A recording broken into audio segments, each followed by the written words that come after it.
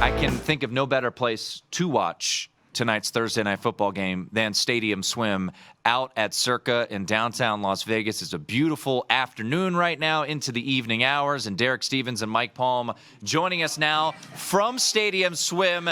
Wow, gentlemen, we got to. I guess we got to set this up more often. You know, I guess Danielle knows how to pull the right strings. I'm there for 3 straight days, sitting in a wonderful studio, but now this is a little bit better.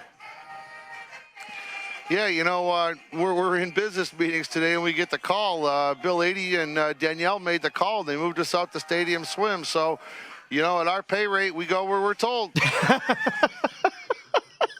Hey, we're just glad that you're not in the swimsuits, to be perfectly honest, boys. It's good to see both of you. And listen, I've been telling everyone that I know, I was able to come down and thank you guys for the invitation to the grand opening. Stadium Swim is arguably one of the coolest places I've ever seen. To combine the sports book with the swim and the way the setting is, you can see all of the screens, day, night, whatever. And, you know, you guys are looking pretty good out there today. Thanks, Dave. We appreciate it. If you'd have come onto the scene a few weeks earlier, how would that Rookie of the Year voting gone yesterday? Would Murray have been able to take? I don't know. You've done a great job, and we're happy to be on with you and Tim and Danielle today. Well, I appreciate that. It's been a lot of fun, and that was a lot of fun yesterday. And I saw what was going on, and there was a late push, you know, from the palm readers and all the. I mean, the guy has a big following. Mike, everyone knows. Mike Palm's army was all in on Stormy, which I can't knock them for it. Stormy's tremendous. Everybody's tremendous on the list. You guys all do a great job, but you know. For guys that have been in Vegas, ask Derek. There's a lot of people that know a lot of people, and you got to, you know, sometimes you got to make a call. And I mean, Mike pushed the button, like, you know, on the harness driver, but then, you know, someone else maybe had to reach out and, you know, talk to some people, and then we got some late votes. That's how that happened. I don't know exactly. I'm just saying that's the way it looked. I was just trying to get her an award and maybe get her away from the Knights and Larry Scott with the Pac-12. I'm trying to land her a full-time gig with the network. Hey, I appreciate that. That's good. If that's what you're trying to do, amen. Go Stormy. Yeah, and our colleague Stormy, she's very busy already this weekend. She got Arizona State, Arizona on the sidelines on Friday. Then she'll be at San Diego State and BYU. All right. Where are we right now, guys, on the Survivor? I know a lot of people sweated out. Mike, I forget Mike's quote last week about taking the Vikings and going to bed with Kirk Cousins in the Survivor. And early on, Mike, it looked like you were spot on. Somehow the Vikings pulled that one out last week. 52 on the Vikings. Out of 103. What are we looking like this week? Well, this week, you know, we had 14 contestants knocked out, so we went from 103 down to 89. And what's unique about this week, out of the 89 eligible Survivor contestants, 82 have Seattle available. So the question is, how many people are going to take Seattle? Because Seattle's clearly going to be the #1 choice. Yep. What I'm also intrigued with is the 7 contestants that have already blown Seattle. That's where some of the interest really is going to start jumping in. Who are they going to take? Take someone. I've taken a look at what's on CircaSports.com, the availability matrix here. And one of the contestants that has already blown Seattle, his name is Bobby T. If he can get through this week, he looks pretty good. I'd put him as one of the favorites in Circuit Survivor. If you look at someone with 2 entries, you have to evaluate. The guys with 2 entries obviously have a bit of an advantage here. Dr. B has 2 entries, but Dr. B is also pretty unique. He has no Seattle available this weekend, and he has no Green Bay next weekend. I'll get to Green Bay in a second. When you take a look at who I'm going to call out right now as the favorite to either win Survivor or a favorite to make it as one of the Circuit Survivors is Detroit guy Clark Griswold. He has Seattle available and Green Bay available next week, so he is in real good shape. And if he's willing to, he really doesn't have to start hedging. The one thing that we're going to see here is I think we're going to see a lot of Seattle action, and we're going to see a lot of people coming in with money line plays on the Jets, because anybody that made it this far should make a cash in Survivor. Derek, do you make Clark Griswold with 1 entry favored over the 5 people that have 2 entries? Well, I would say over Dr. B, because a lot of people have been talking about Dr. B, but obviously anyone with 2 entries has a little bit more of an advantage. I do like Bobby T, but he's got to get through this week with no Seattle. So are you saying Griswold's the 5 seed or the 6 seed out of the 89? Yeah, I put him as the top single entry seed. Okay. I do want to get an update. Well, here, let me. Yeah. Hold on, let me show you here. This is very clear. Look what Danielle's got right here. We got look at this right here. It's very important to keep Green Bay. Everyone knows you need Green Bay in week 15. Carolina. Week 15, home against Carolina. That's the play right there. So fortunately, we had to come outside. I'm used to a table. I had to bring Danielle out here to hold it up. But you have to follow the grid to see how this is going to work. Derek, you've been in a survivor group that you've been playing with your friends for how 30 years, 35? Yeah. How did you do this year? I did not do well. I'm one of the early guys that got knocked out of that damn Jacksonville Indy game. After that, we've been rolling. You know, Tim and Dave, Derek Stevens is like Kaiser Sose, okay? Oh. The greatest trick he ever performed was to convince the world he was a survivor expert. He's got his charts, his graphs, his availability matrix. It's really quite a show. I was all in. Well, yeah, I mean, it's very apparent in here. Down to 89. We want somebody to win. We want somebody to go 18-0. We want a few people to go 18-0. And I think one thing we're going to do, Mike, we're going to make an announcement right here live on VSiN that all active survivors for Week 17, they're welcome to get a hold of myself or Mike Palm or Jeff Benson. We got a room for you over at the D. Ooh. And what we're going to do is we're going to set up the television. I better talk to Bill Adie about this because I'm sure Visa's going to be involved here. And we're gonna watch this. We're gonna watch this live sweat for $2.39 million. So anybody that can make it with a live entry for Survivor on Week 17, you're more than welcome to hang out, watch football with Mike and I, and we're gonna have a little bit of fun on January 3rd. Wow, what an offer that is. A lot of people are already interested because of the number. Now, if you go perfect, you add $1 million to the pot. So that becomes a super sweat. And now you have multiple people watching the game.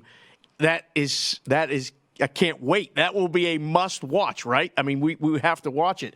Hey, so I'm making odds and I'm listening to you guys. I did the show last week with Palm. We talked about it. Everyone turned in their entry this week for only the second time all season. That was good to see. You told me 82 people have Seattle available this week. Okay, Seattle is playing the Jets. The number's 13.5. Of the 82, if I give you the number, let's go 63.5 over or under entries with Seattle this week. I know, Derek, I've heard, once in a while you like to make a play. I figured you'd have an opinion. Well, I have an opinion. It's going to be over 63.5. The question is how far. My number is actually more in the high 70s. Okay. That'd be my number. But I do think some people may have a play on a contrarian basis because at some point, remember, going 18-0 is one thing, but really you got to evaluate what you think the expected pot's going to be. So there's going to be so many people coming in on Seattle.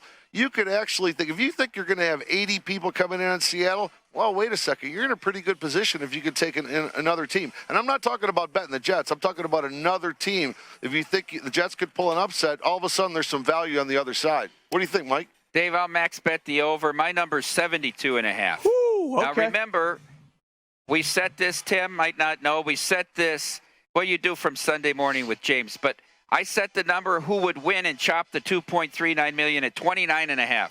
Wow. Derek's number is 9.5. I mean, he's way wide of the whole world, okay? Well, obviously, I'm not good at I put the $1 million pot in. I'm obviously not good in math, Mike. No, you had this plan all along. It's created a lot of excitement. It's changed people's lives. It's broken up friendships. I mean, what I'm really excited for, the whole world, if Amal Shaw can get to Week 17, who wouldn't want to watch Amal Shaw sweat the final game so he could be part of that? It's got to be exciting. The water service for him, that's must-see TV. No, I'd buy a ticket just to watch them all. We're going. Sweat it out. Yeah, no doubt. I'll be there for that. And Derek and Mike, remind the folks about December 19th. So next weekend, it's not only the Big Ten Championship. We know Derek's ties back to the Midwest, right, Dave? Are we still talking about Michigan?